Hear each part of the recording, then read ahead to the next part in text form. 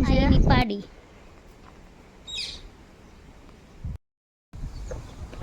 મોર.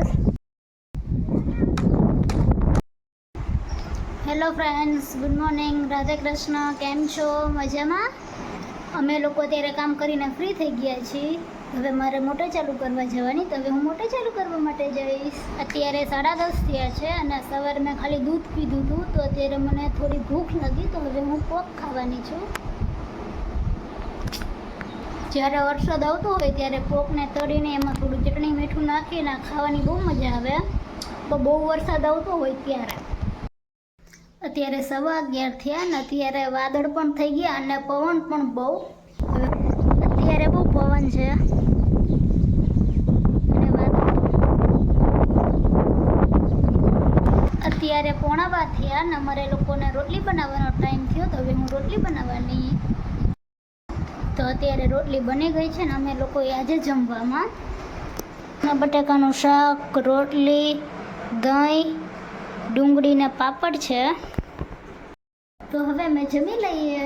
અત્યારે બપોરનો 1 વાગ્યો ને અમે લોકો જમીને ફ્રી પણ થઈ ગયા છીએ. અત્યારે હું તમને લોકોને મારા કાકાની જે ભેંસ છે એ બતાવીશ. ભેંસ અને એનું બચ્ચું. આ મારા કઝિન જે કાકા એમની ભેંસ છે જે ખાઈને ઊભી.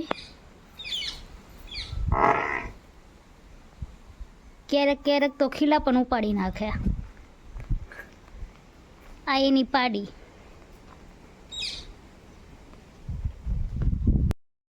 અત્યારે 5 વાગ્યા અને આજે સવાર કરતાં પણ વધારે પવન, જેના લીધે અમારે લોકોને આજે લાઈટ પાછી વહી ગઈ છે. બોલો. અમારા ગામમાં આપણું રાષ્ટ્રીય પક્ષી મોર એ બહુ બધા જોવા મળે અને હવે હું તમને બતાવીશ અને ક્યારે એ પણ બતાવીશ. મોર,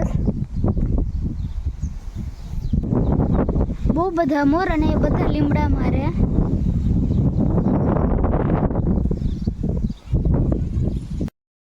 અમે લોકો જ્યારે નાના હતા ત્યારે અમે ટાયરથી બહુ રમતા.